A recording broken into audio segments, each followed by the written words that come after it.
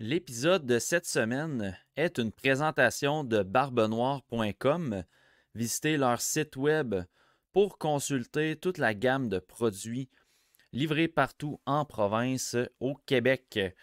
Cette semaine, dans le TSLH podcast, on reçoit Simon Servant de la presse canadienne et collaborateur au TSLH Espoir pour venir nous parler de 5 espoirs exclus de son top 32 à la mi-saison pour le repêchage 2024. Et on débute avec un édito individuel concernant une bombe qui est sortie dans la LHJMQ en ce 15 mars 2024 au sujet de Jordan Dumais. Bon épisode.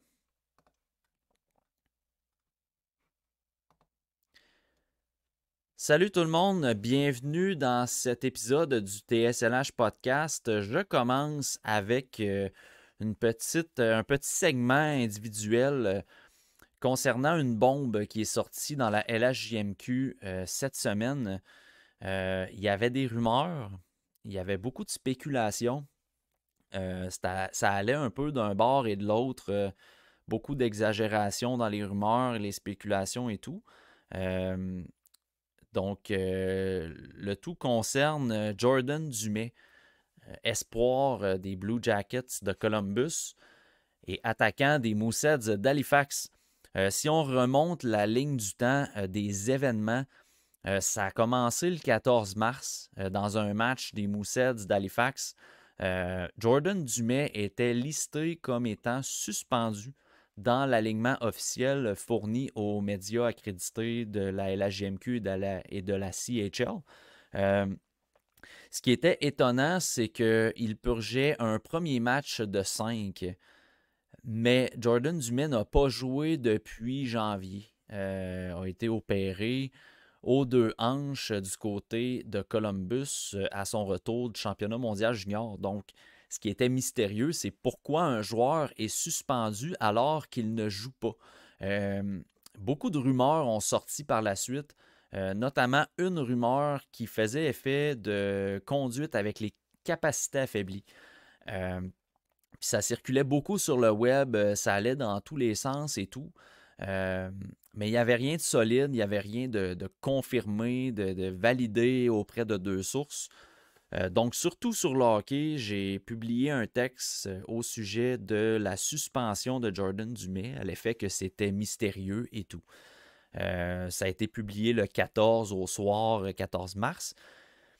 Et puis, à 1 heure du matin, dans la nuit, j'ai reçu un message d'une source très fiable dans la LHJMQ, prétextant que la rumeur que je réfutais en quelque sorte parce qu'il n'y avait pas d'informations privilégiées ou solides initialement, la rumeur de conduite avec capacité affaiblie, on me confirmait que c'était réel, que c'était bien le cas. Jordan Dumais aurait été arrêté pour conduite avec les capacités affaiblies. Évidemment, une source ne fait pas foi de tout. Le lendemain matin, je suis allé directement aux sources. J'ai approché la LHJMQ pour valider l'information qu'on m'avait mentionnée. Euh, du côté de la LHJMQ, on n'a pas voulu confirmer ni infirmer l'information à l'effet que Jordan Dumais a été arrêté pour les conduites avec les facultés affaiblies. Par contre, ce qui m'a été permis de savoir, c'est que le rôle de la LHJMQ est de suspendre, mais aussi d'éduquer. Et puis, en fait, il y a une prise en charge qui va être faite au niveau de Jordan Dumais, qu'on a catégorisé du côté de la Ligue comme étant un jeune joueur de 19 ans ayant commis une erreur. Les informations qui m'ont été permis de partager, ce qu'on m'a permis de comprendre dans ce dossier-là, c'est que Jordan Dumais a été arrêté à Halifax avec les capacités affaiblies au volant d'un véhicule. Il était seul à bord et puis il aurait soufflé près de la moitié, près du double en fait, pas de la moitié, près du double de la limite permise par le code criminel canadien. limite qui est imposée à 0,08, donc 80 mg% d'alcool dans l'organisme. Donc voilà, l'information qu'on m'a permis de comprendre, c'est que c'était pas à la suite d'un party avec plein de jeunes dans l'auto, c'est vraiment qualifié comme une erreur de jeunesse. Il n'y a pas de drogue impliquée non plus. Et puis, dans les cas de conduite avec les capacités affaiblies, euh, les suspects, en fait, après avoir soufflé au poste, sont normalement libérés avec des dates de comparution. Donc, éventuellement, Jordan Dumais devra passer devant un juge pour soit plaider coupable ou non coupable. Puis, si c'est le cas d'un plaidoyer de non-culpabilité, il y aura éventuellement un procès pour ça. Dans l'éventualité où il est reconnu coupable, donc que ce soit par un plaidoyer de culpabilité ou d'un procès au bout duquel il est déclaré coupable, Jordan Dumais pourrait recevoir une peine allant d'une absolution inconditionnelle, donc blanchi de tout dossier criminel, à une condamnation au criminel, ce qui implique un dossier criminel. Il y a des amendes aussi à payer aux criminels. Euh, sur le coup, possiblement que son permis a été suspendu ou révoqué. Je ne suis pas totalement au fait de la législation à Halifax, mais c'est un peu ce qui peut découler de ce processus-là. Donc, je ne peux pas confirmer à 100% qu'un dossier criminel en matière de capacité affaiblie empêcherait Jordan Dumais de 1. Voyager aux États-Unis, 2. Travailler aux États-Unis. J'ai pas cette information-là. Assurément que le tout sera confirmé dans un éventuel procès à la journée de la comparution de Jordan Dumais. Mais c'est confirmé qu'il a été arrêté avec les capacités affaiblies par l'alcool, pas la drogue, parce qu'il y avait des rumeurs qu'il était sous médication à cause de son opération, qu'il était complètement défoncé sur la drogue, ce qui est totalement faux selon les sources que j'ai. Donc voilà, c'est pas quelque chose que Tout sur le hockey est habitué de faire, de sortir des scoops de la sorte. Par contre, je peux vous garantir que la première source était de qualité fiable. Et puis, j'ai été en mesure de valider l'information auprès d'une autre source dans la ligue. Donc, c'est pour ça qu'on a sorti cette information-là. La Ligue n'en démord pas. Il y aura des mesures supplémentaires au niveau de l'encadrement de Jordan Dumais, mais on a assuré qu'après sa suspension de 5 matchs, il sera éligible pour jouer à partir du deuxième match de série d'Halifax. Par contre, à cause de sa blessure, on estimait un retour au jeu au cours de la deuxième ou de la troisième ronde. Donc, ce sera à suivre pour Jordan Dumais, mais voilà, c'est un peu le résumé de ce qui m'a été permis de diffuser comme information. Je sais que le Global News a sorti la nouvelle en premier, n'avait pas nécessairement tous les détails que ma source m'a mentionné. Puis malheureusement, ça aurait été possible de sortir l'information plus tôt du côté de TSLH. Malheureusement, il y avait, ben pas malheureusement, heureusement, il y avait un devoir de valider la source initialement, donc ce que j'ai fait. Et puis, c'est ce qui a mené à la publication de ce texte-là. Euh, donc voilà pour le dossier Jordan Dumais. C'est un dossier qui va être à suivre au niveau légal, au niveau hockey également. Mais on se rappelle que premièrement, il n'y a pas eu d'accident, il n'y a pas eu de blessés non plus. C'était des choses qui circulaient dans les rumeurs. Donc voilà. Donc sur ce, je vous laisse au segment de Simon Servant pour ses 5 espoirs à présenter, des espoirs qui sont exclus de son top 32. Donc, segment avec Simon Servant.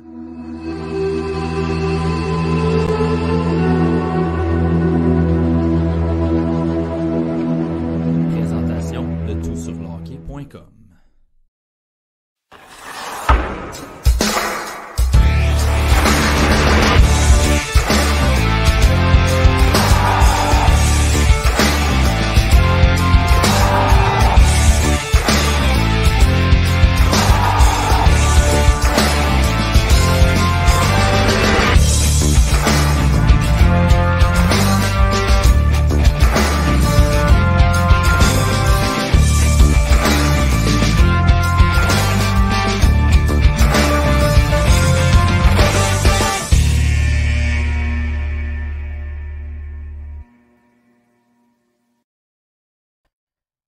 Troisième partie des épisodes suivant notre top 32 sur le TSLH podcast. Pour cet épisode, je suis avec Simon Servant de la presse canadienne et collaborateur au TSLH Espoir. Simon, comment ça va aujourd'hui? Ça va bien, toi? Yes, ça va très bien. Merci d'avoir répondu présent à l'invitation. Comme vous avez pu le voir, les auditeurs qui ont écouté les épisodes avant, le concept reste le même. Simon est là pour nous parler de 5 joueurs exclus de son top 32 à la mi-saison pour le repêchage 2024. Je vous invite à écouter les autres épisodes d'avant pour voir les cibles de Seb Gagné et de Pascal et de moi-même dans un autre épisode. Simon, on start ça immédiatement, si tu le veux bien, avec un joueur quand même assez intéressant, je dirais, en Marek Vanacker. Pourquoi je dis que c'est un joueur intéressant? C'est que l'espoir du repêchage 2024 joue aux côtés d'une licorne en Florian Jacquet. Donc, parle-nous Ouais, de Marek Vanacker des Bulldogs. ouais. Ben, il joue, c'est ça, mais il joue pas tout à fait avec lui, mais il joue dans l'équipe, oui, effectivement, Oui. de Florian Jacquet. Mais ouais, Van Acker, moi, c'est un joueur qu'au début de la saison, premièrement, l'année passée, il avait connu une saison ordinaire, mais c'était normal à son âge. Puis euh, je l'avais euh, je l'avais noté dans ma liste d'Excel, comme je fais à toutes les années. Je me prépare pour l'année suivante et parfois même 2 ans plus loin. Donc, il faisait partie de ma liste, puis je voulais le regarder. Puis quand je l'ai regardé avant le prelim, dans le fond, il était bon. Tu voyais qu'il y avait des qualités intéressantes. Puis je me suis gardé parce que d'habitude, moi, ce que je fais, c'est les 4-5 premiers visionnements. Si ça ne passe pas, c'est des fois, je reviens un peu à contre-cœur, entre guillemets, juste pour m'assurer que je n'ai pas manqué mon coup. Puis dans ce cas-là, dans le cas de Van Acker, ça a été 4-5 visionnements où est-ce que j'étais comme tabarouette, OK, il est intéressant, pas pour le prelim, mais il est intéressant pour le revoir.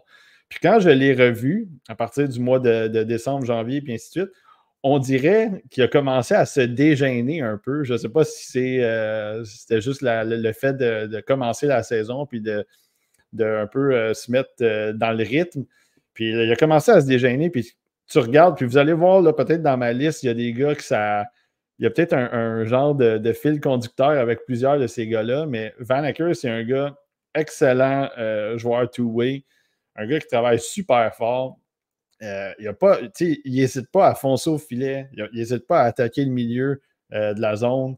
Il a d'excellentes mains. Puis c'est surtout ça qui est intéressant parce que c'est un gabarit.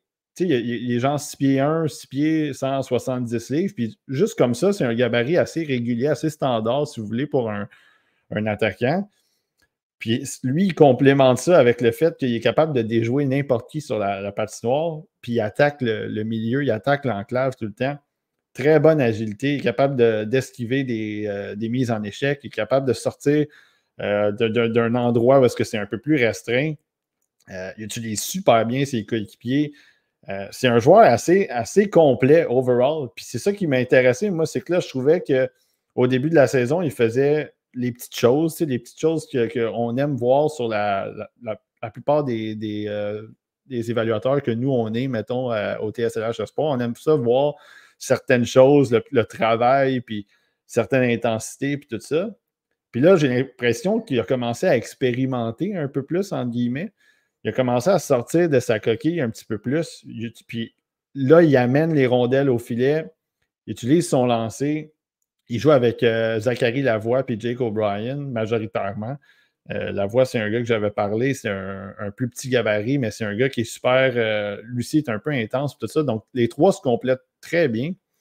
Puis je trouve que Vanacker, il élève le jeu de ces gars-là.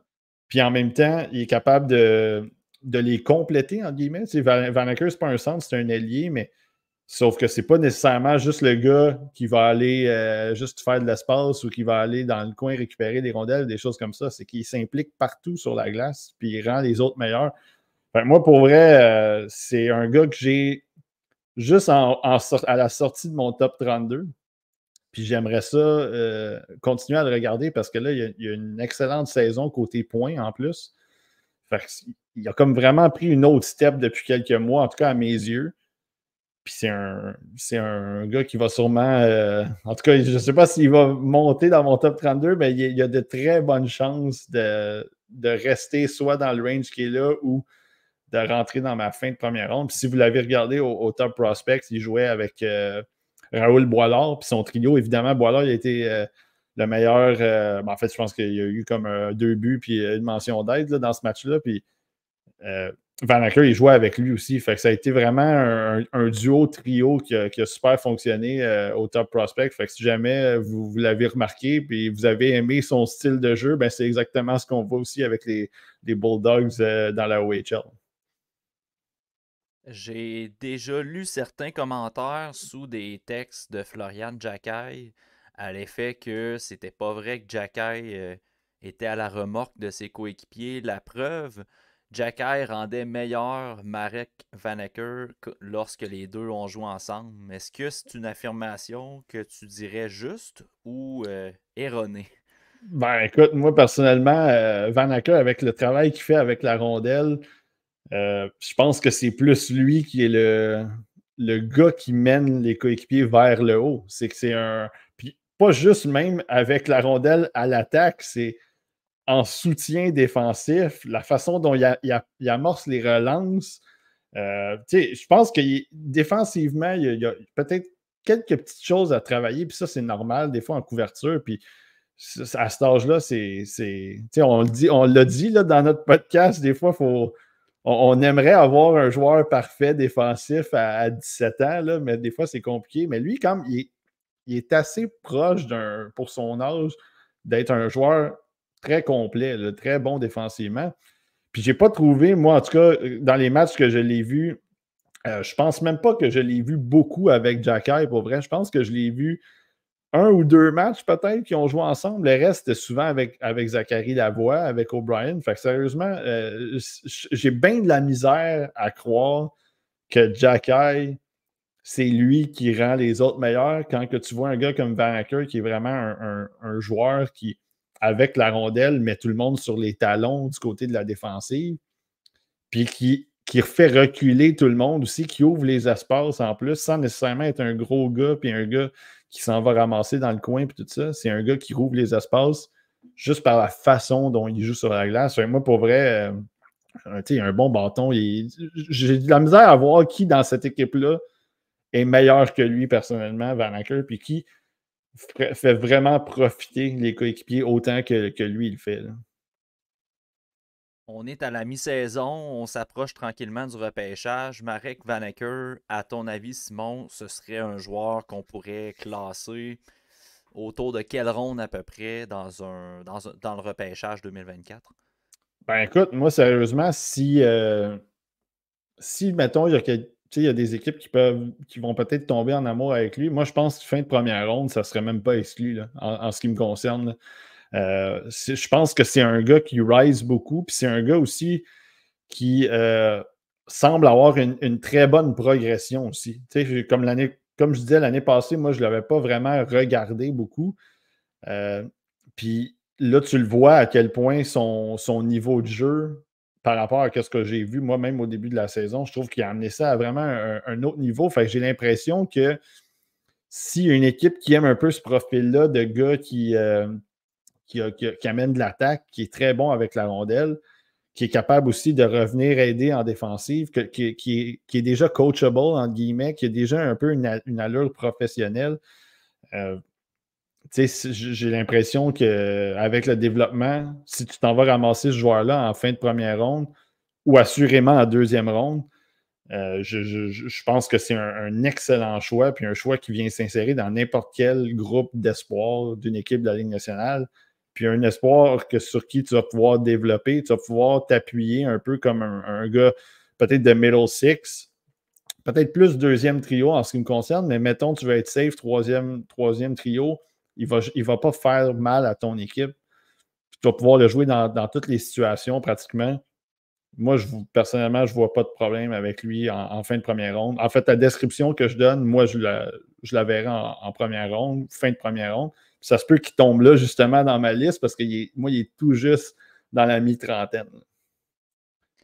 Je trouve ça intéressant quand tu parles de progression parce qu'effectivement, quand tu regardes les Bulldogs, généralement, l'équipe a beaucoup progressé pendant la saison. On le voit, Ouais.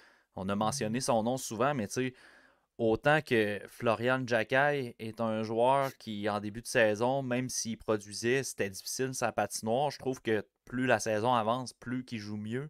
Même chose pour Vaneker, qui est un gars que, moi, personnellement, chaque fois j'observais Jacquet pour mes rapports d'espoir du CH, puis pour nos tops et tout ça, c'était un gars que je me disais, ah, intéressant, je me prends une petite note.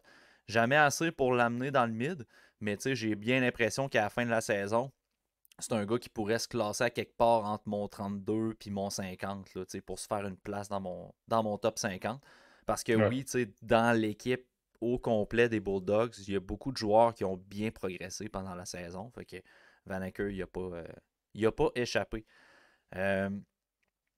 Sous le même thème un petit peu, je dirais que la description que tu as faite de Vaneker rejoint beaucoup le deuxième joueur que tu veux nous présenter dans ce podcast-là, et c'est Sam O'Reilly, un gars qui joue avec les Knights de London, que Seb nous a parlé dans un récent épisode. Je suis curieux de t'entendre sur cet attaquant-là. Oui, exact. Puis on s'en était parlé. On ne savait pas les joueurs qu'on allait discuter. Puis on s'en était parlé, moi, puis Seb, justement, quand je lui ai dit que j'allais parler de Sam O'Reilly. Puis c'est ça, quand je parlais de fil conducteur tantôt, là, ben, il y a un peu de ça aussi qui revient parce que Sam O'Reilly, c'est une description un peu similaire à ce que je vois de Vaneker, mais dans un rôle un peu plus diminué, évidemment. Puis tu sais, London.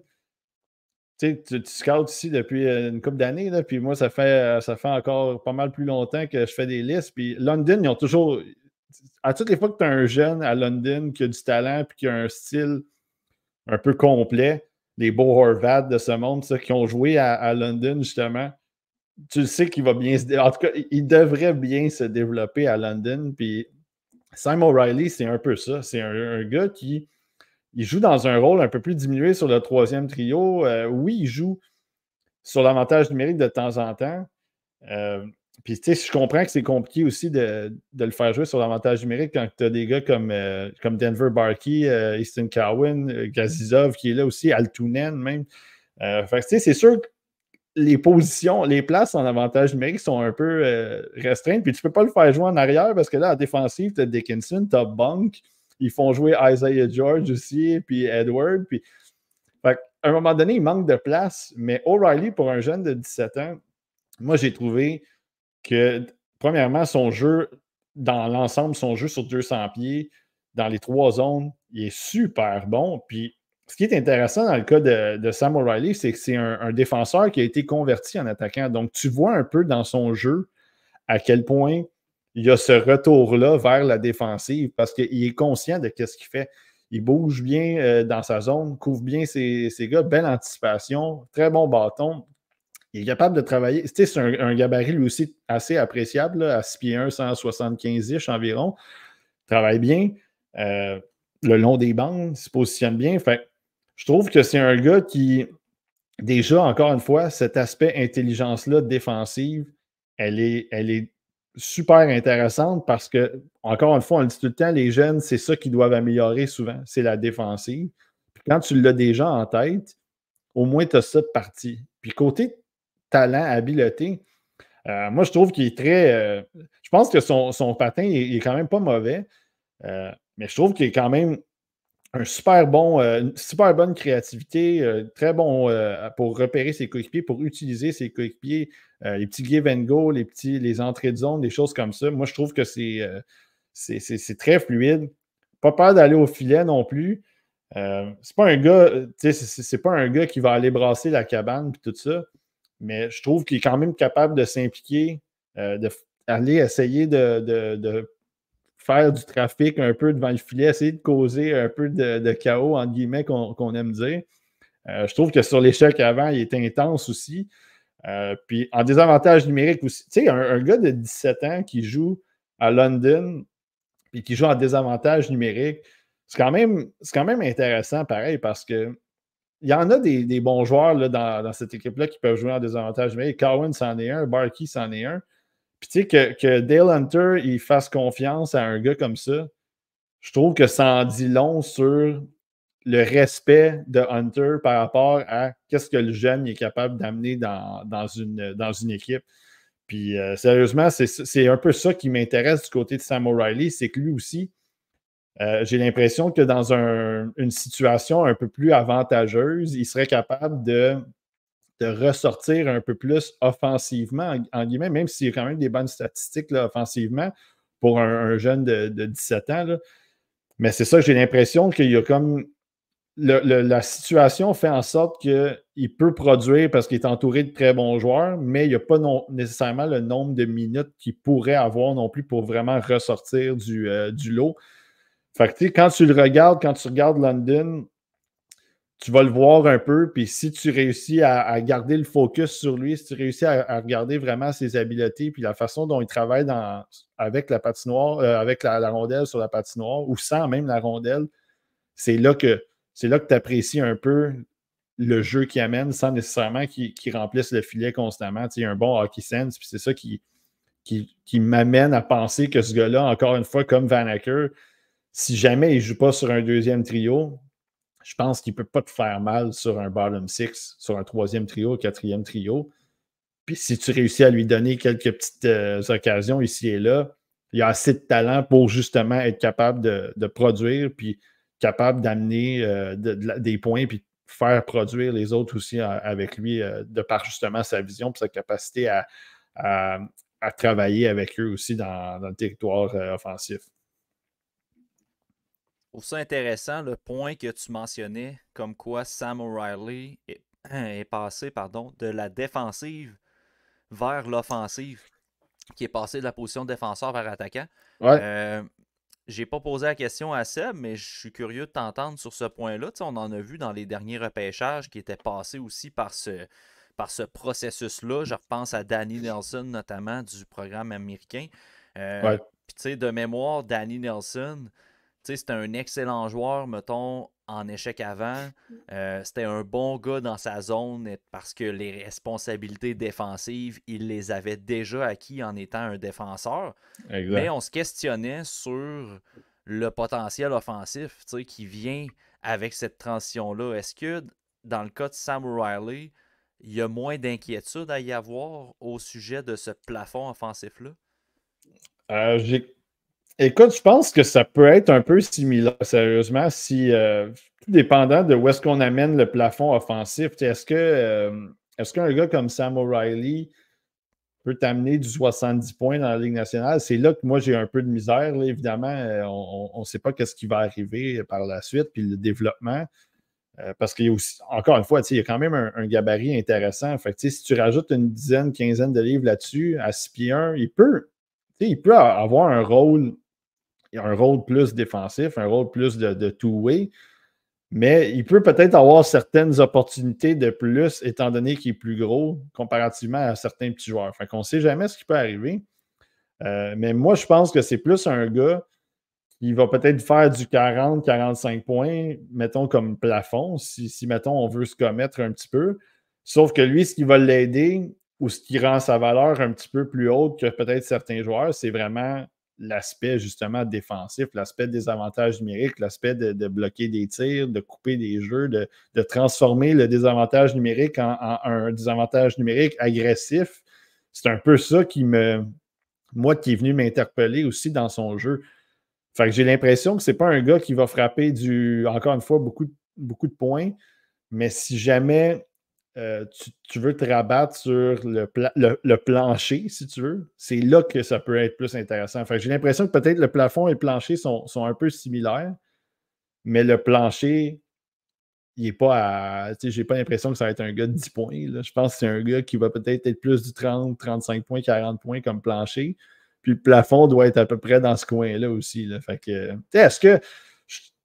On parle du Canadien souvent. Est-ce que ça peut être un genre de Owen Beck, entre guillemets? Là, est-ce que l'attaque, on aimerait peut-être voir un peu plus d'attaque, mais ce qui amène off the puck, là, c'est dans un rôle plus défensif. Est-ce que ça, justement, ça a une grosse valeur que tu dis, je vais laisser passer des gars de plafond de peut-être 15-20 points de plus, je vais les laisser passer juste parce que ce gars-là, il joue le style recherché dans la Ligue nationale, entre guillemets, pour certains attaquants. C'est ça. C'est peut-être plus là que la valeur de O'Reilly, elle est tant qu'à moi. Là.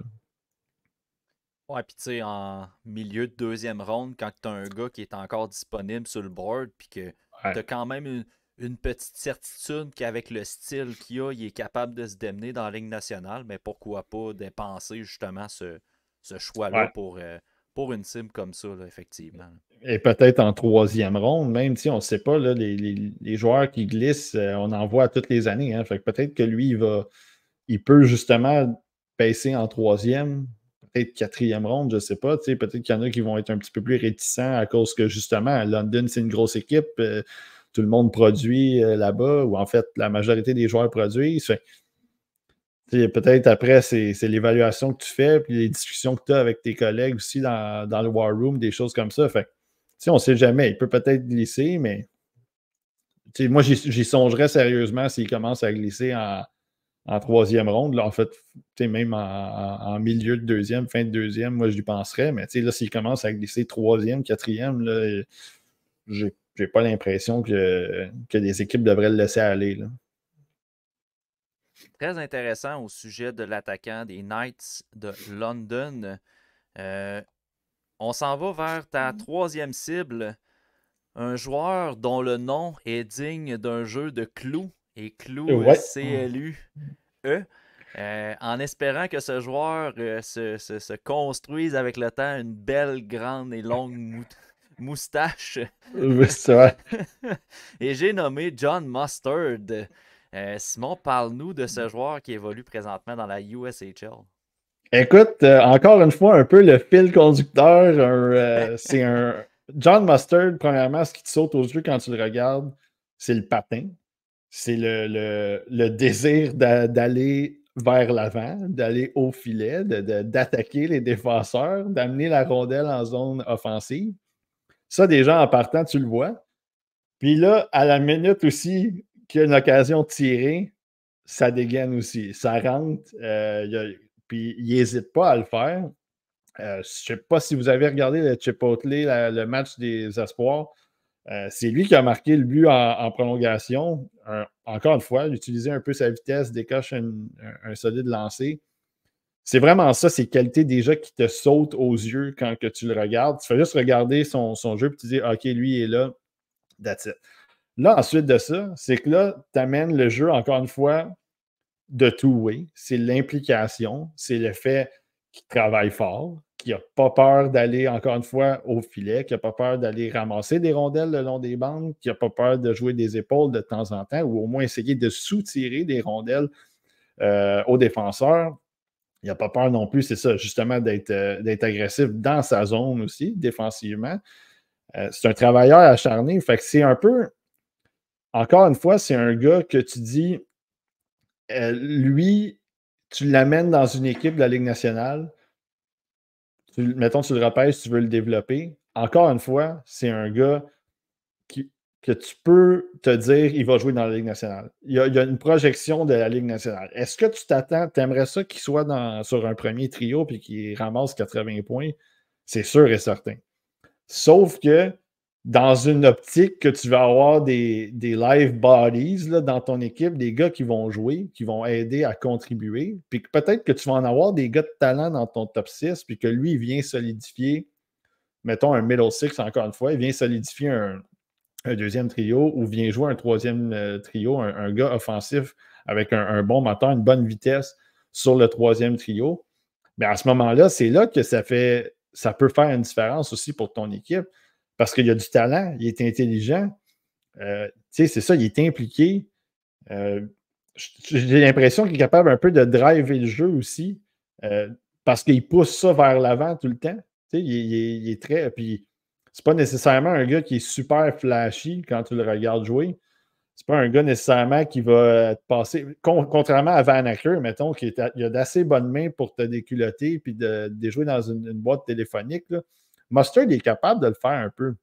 Sauf que lui, c'est vraiment sur son travail, sur sa capacité à vraiment te déborder, à te mettre un peu sur les talons. C'est là qu'il devient un peu dangereux. Puis que ce soit en transition, que ce soit sur un revirement, des choses comme ça, c'est là qui est bon. Puis moi, je ne le connais pas personnellement, là, John Mustard, mais ça m'a l'air d'un gars qui semble avoir eu, encore une fois, lui aussi, une très grande progression.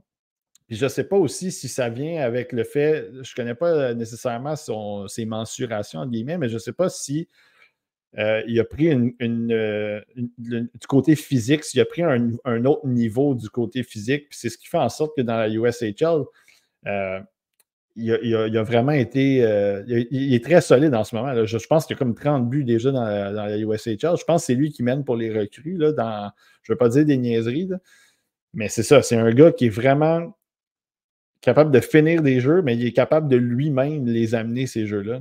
Puis j'aimerais juste qu'il soit peut-être un petit peu plus, parfois, je vais dire SOS, entre guillemets, mais juste peut-être parfois utiliser un peu ses coéquipiers.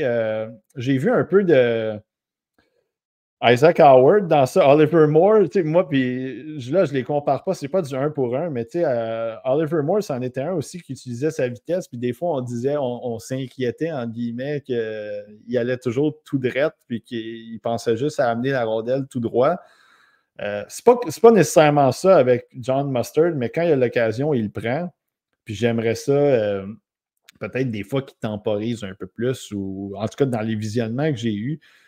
Fait que c'est un gars encore une fois, si vous ne le connaissez pas, il est à surveiller. Puis peut-être que c'est un gars que je vais faire une vidéo d'observation sur lui, justement pour essayer de comme appuyer ce que je dis en ce moment, parce que je pense qu'il mérite beaucoup à être connu, puis surtout à l'avoir sur le radar en ce qui me concerne. John Mustard, il est sur une projection de 30-30 présentement. Fait que tu sais, c'est assez stable. Puis 30-30, puis 1 point par match. Kiff, kiff. Ouais. Fait que c'est la projection présentement pour John Mustard. Puis je prends la balle au bon parce que tu parlais des vidéos d'observation. Dans le plus récent épisode du TSLH podcast, on a parlé longuement de la situation de Trevor Conley. Tout le background au niveau de son attitude et tout, on a parlé de ça, moi puis Pascal, puis tu as sorti une vidéo d'observation de Trevor Conley sur ta chaîne. Donc, j'invite les gens à aller la consulter, elle va être dans la description de l'épisode. Fait que, allez voir les observations de Simon en temps réel de Trevor Conley. Si je reviens à John Mustard, c'est un gars qui est classé autour de la 2e ronde dans la liste de Bob McKenzie. Pourtant, c'est un gars qu'on entend peu parler cette année.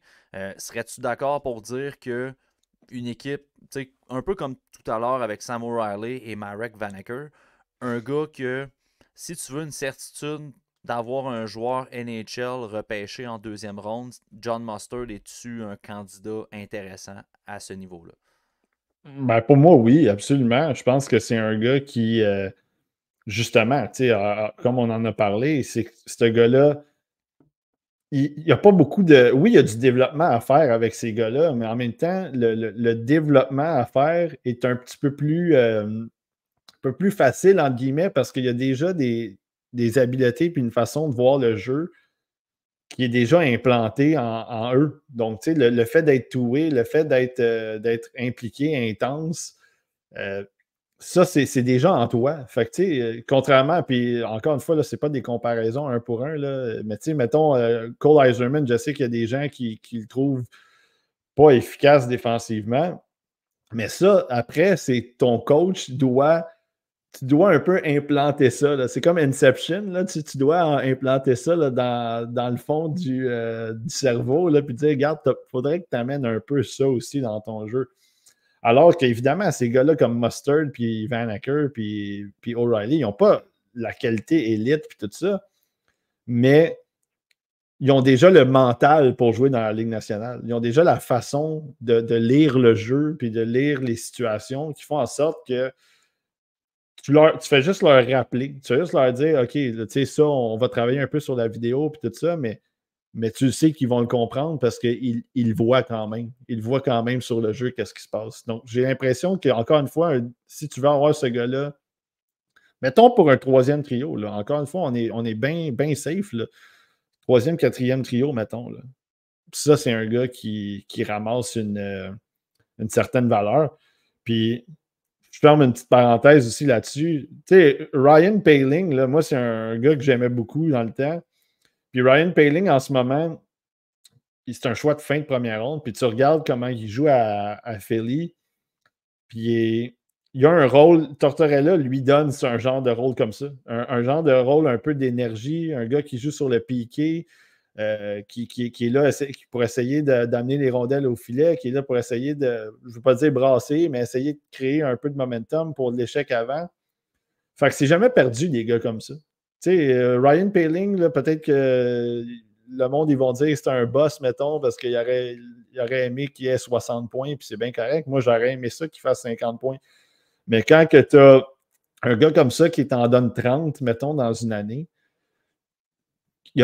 en fin de première ronde, c'est peut-être pas du Pasternak là, qui a été repêché avant lui, sauf que le gars, il joue dans le show, puis il aide ton équipe pareil. Puis il fait pas, c'est pas 2 points par saison. C'est un gars qui t'en amène quand même.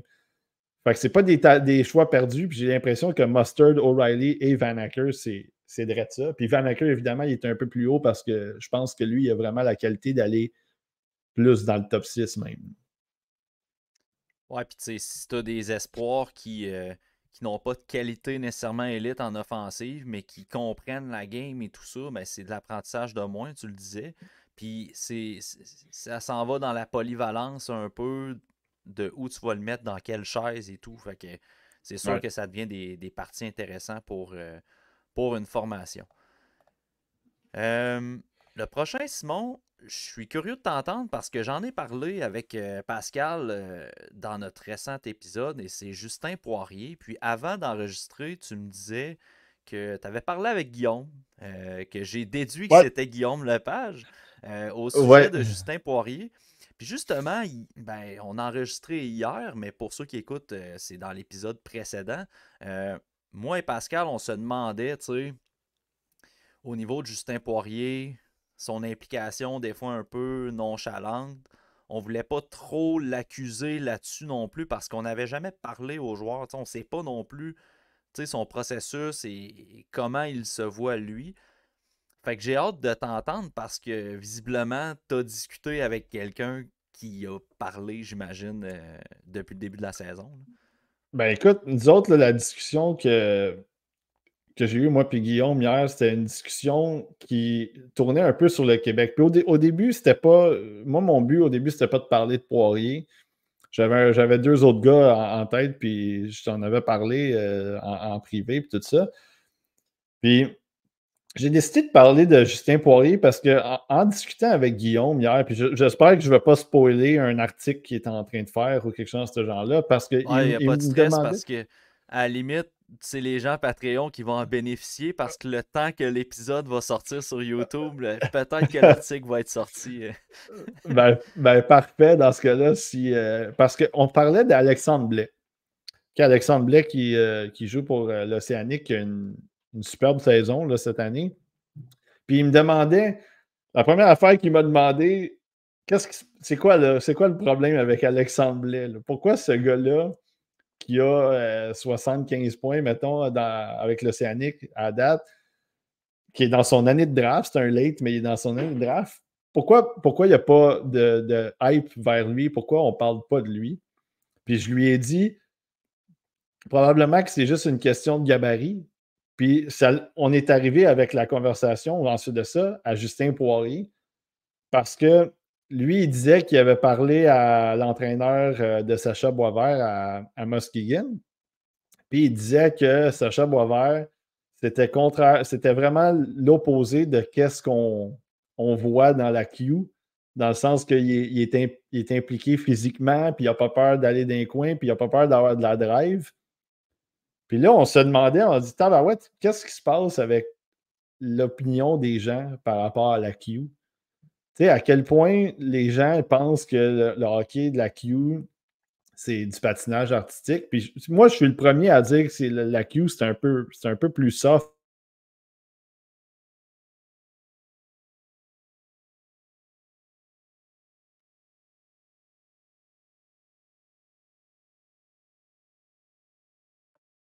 Du patinage. Là, il y a quand même une certaine intensité dans le jeu, il y a quand même une certaine physicalité qui est peut-être pas autant que la WHL, mais je trouve qu'il y a un manque de respect envers les joueurs de la Q.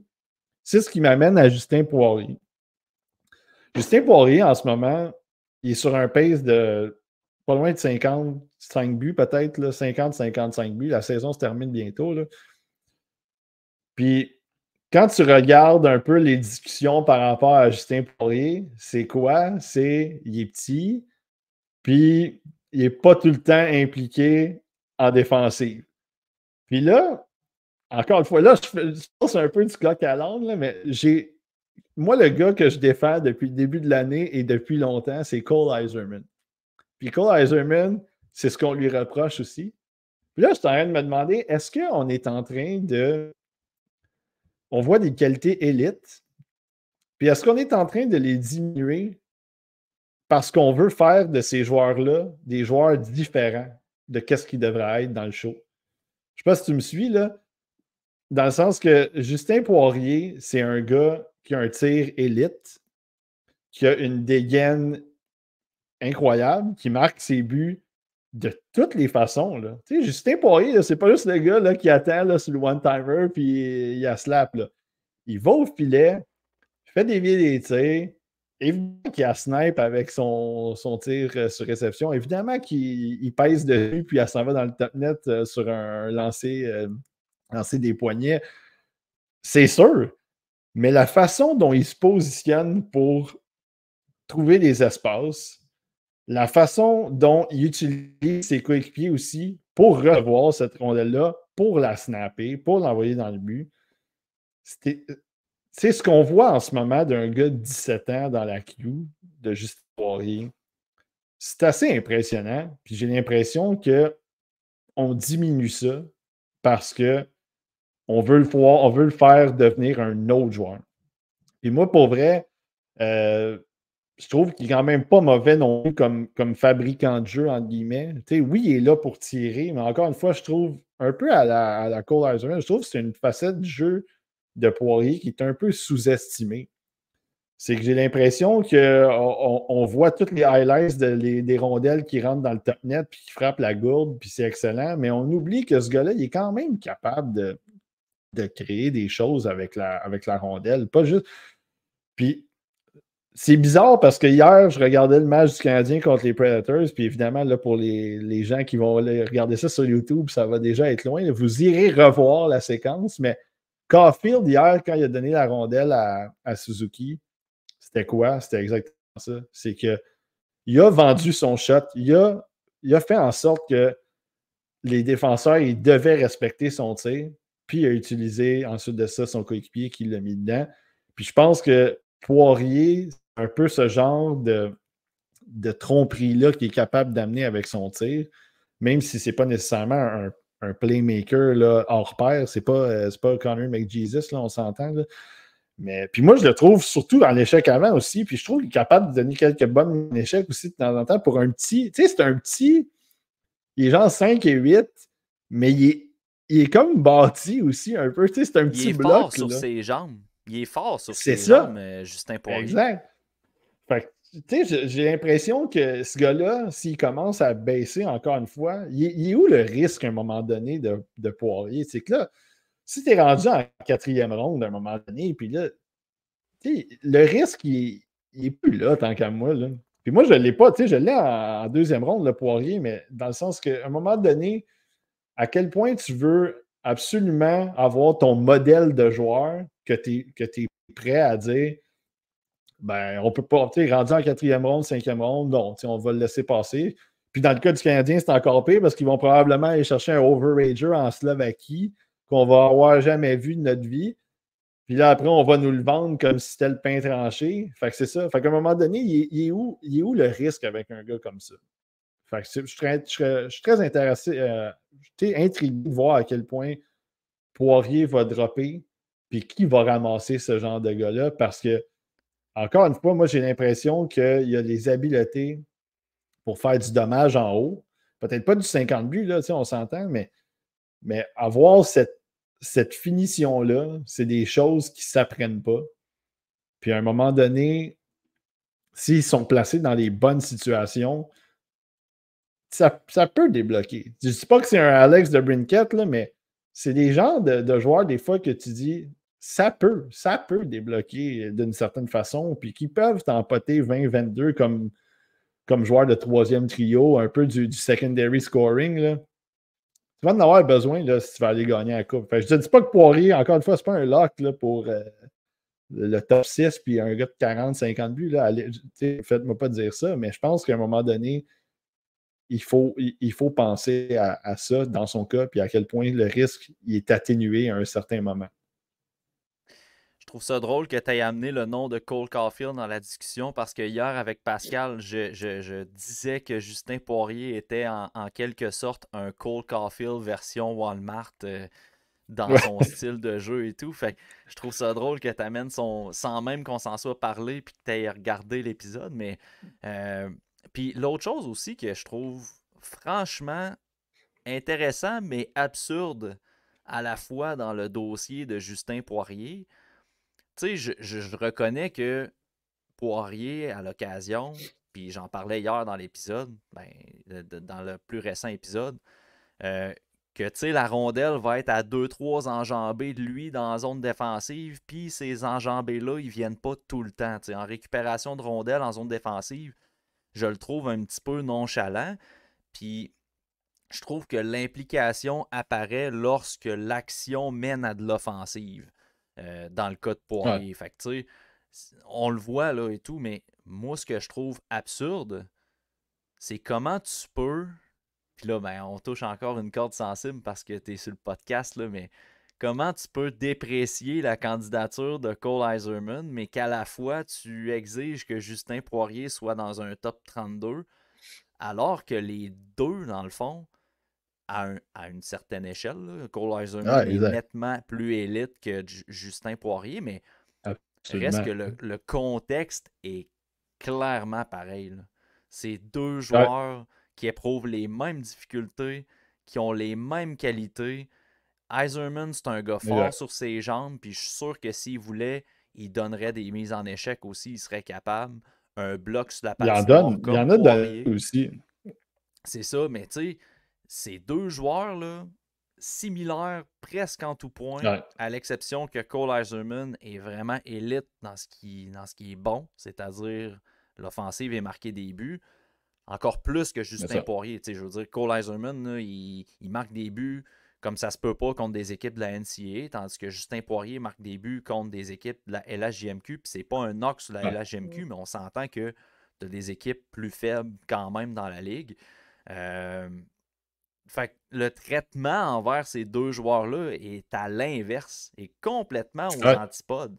C'est ça qui est incroyable. T'sais, on demande à ce que Justin Poirier soit dans des top 32, mais en même temps, on descend Cole Iserman. C'est deux joueurs pareils. Faut que tu Ouais. sois cohérent Exact. quand même. Fait que c'est pour ça que moi, hier, je disais dans le podcast que Justin Poirier va se battre clairement pour une place dans mon top 50. Puis je pense franchement qu'il va être pas mal au milieu parce que c'est un joueur que j'aime bien, même s'il y a des Mhm. choses défensives que j'aime moins un peu. je me dois d'être conséquent par rapport à l'évaluation que je fais de Cole Iserman aussi. Là, fait que, Ouais. fait que c'est ça. Je trouve la situation quand même absurde pareil parce que c'est ça. C'est 2 traitements différents pour 2 joueurs presque pareils. Ouais. Mais c'est ça. Pour Justin Poirier, il y a comme un petit bout, je sais pas au montage si ça a coupé, mais il y a un petit bout que tu parlais de la LHJMQ, là, comme de quoi que des fois on a tendance à rabaisser un petit peu la ligue. Ouais. Je vais être curieux de voir. Je trouve ça intéressant, pareil, le point que tu amènes de Sacha Boisvert, que c'est pas un joueur québécois typique, mais c'est ça. Il faut se rappeler que Justin Poirier, personnellement, il aurait dû être au top prospect. Là. Je trouve que c'est inconcevable qu'il n'ait pas Oui. été là. Puis je l'explique très On mal. s'en, Mais on d'un autre s'en était côté, parlé.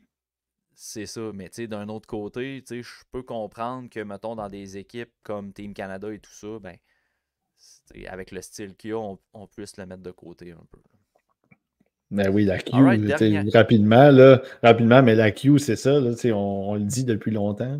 On a l'impression que c'est la ligue la plus faible de la CHL.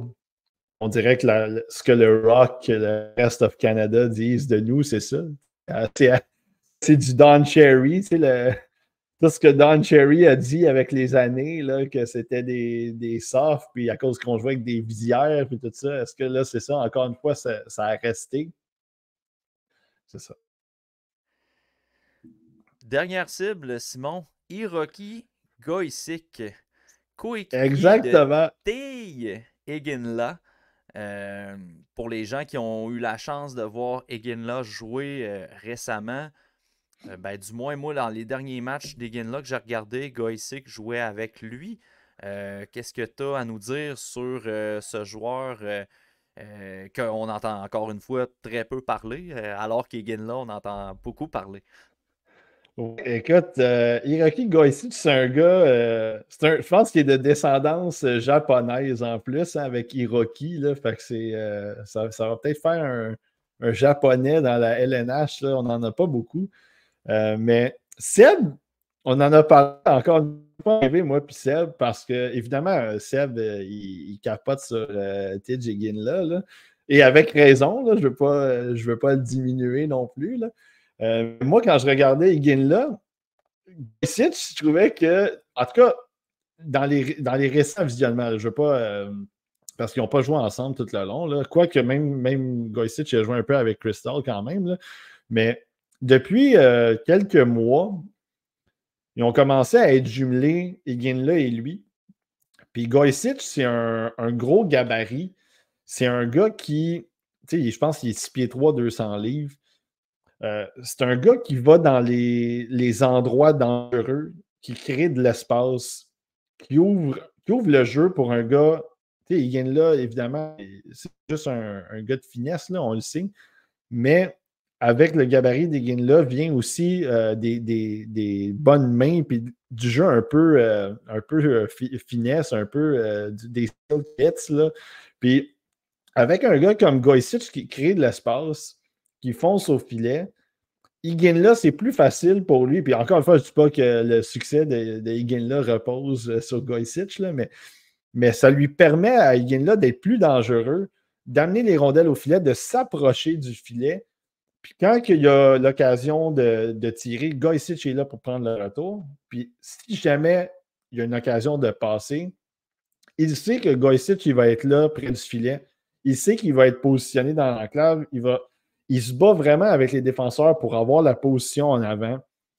Il y a de bonnes mains quand même. C'est ça qui est intéressant. C'est que des fois, il y a des rondelles en espace vraiment là, près du filet, très près de l'enclave. Puis il y a des mains assez agiles pour manœuvrer, pour essayer de ramener ça, pour décocher des lancers, que ce soit du coup droit ou le revers. Un bon back-end aussi. Donc, ça fait en sorte que ce gars-là, c'est vraiment un gars de complémentaire. C'est pas un gars qui est nécessairement. Moi, je ne me fie pas sur lui pour créer des jeux, pour partir les jeux, mais je me fie sur lui pour être justement, être le gars dérangeant devant le filet, être le gars qui crée de l'espace. C'est un power forward en tant que tel. Euh, c'est un gars qui, je pense, euh, va amener. Moi, j'aime beaucoup les gars devant le filet, les screen assists, comme on mentionne. C'est des gars qui sont pas sur la feuille de pointage côté point, mais que à cause qu'il a fait le travail devant le filet, à cause qu'il est prêt pour aller, il est allé sacrifier, il est allé justement où ça fait mal, puis il a mené à un but d'un coéquipier. Je trouve que c'est aussi bien. Là. C'est aussi bien que le gars qui a créé le jeu tant qu'à moi. Là, parce que peut-être que lui, s'il n'était pas là, la rondelle est dans le mythe du gardien, puis le jeu il est mort. Mais lui, c'est ça. C'est vraiment un gars qui est prêt à aller devant le filet, qui est prêt à aller un peu déranger tout le monde. Puis je trouve que c'est. Le talent n'est pas là. T'sais, si tu regardes ce gars-là puis tu t'espères voir un gars de premier trio ou deuxième trio, pour moi, c'est pas là du tout. Sauf que si jamais, encore une fois, il est accompagné de joueurs talentueux, dont Higuain en est un, puis même Crystal aussi. Là, on a eu nos débats avec Crystal, mais ça reste un joueur très talentueux. C'est un fit qui est bon pour lui. Puis je trouve que c'est un gars qui, à sa façon, rend les autres meilleurs juste parce qu'il est prêt à aller des endroits où peut-être que les plus petits gabarits, dont Crystal, ne sont pas prêts à aller. Puis juste en sortant la rondelle du coin, juste en récupérant des rondelles, utilisant son bâton aussi, ça fait en sorte que la rondelle reste en attaque, puis ça fait en sorte que les joueurs de talent peuvent continuer à être dangereux. Puis c'est là que moi, j'aime beaucoup son travail. Puis c'est un gars qui lance, il lance, il lance. C'est pas du tout un playmaker. Là. C'est un gars qui a vraiment l'attitude de finir le jeu, puis s'il y a une occasion de tirer, il va la prendre. Mais moi, je pense que c'est ça. Il y a beaucoup de choses à travailler dans son cas, dont le patin. Mais encore une fois, il y a la base du joueur qui va venir déranger puis qui va être très solide sur un bottom six, assurément, en ce qui me concerne. Fait que c'est un gars, encore une fois, qui est peut-être dans les rondes mi-repêchage. Peut-être ça va commencer à discuter de son côté. Là. Mais j'y penserai sérieusement aussi. Là. Simon, merci beaucoup d'avoir partagé 5 cibles en dehors de ton top 32. Je pense que je vais nommer l'épisode rugueux à la- J'espère, avec Simon j'espère. Servant parce que tu nous as servi des cibles rugueuses quand même pour ce podcast-là. Exact. Comme, C'était le comme à but, là. ton habitude. Oui, oui. C'était le but. Yes, donc merci à ceux qui étaient à l'écoute. Merci au Patreon d'être présent également. Puis dans un prochain épisode, on va parler du Rocket de Laval et de la progression un peu négative par les derniers temps. On va en parler avec Jess qui a couvert le tout pour le site de Tout sur le hockey. Merci beaucoup Simon, puis on s'en rejase très bientôt. Yes, merci, salut.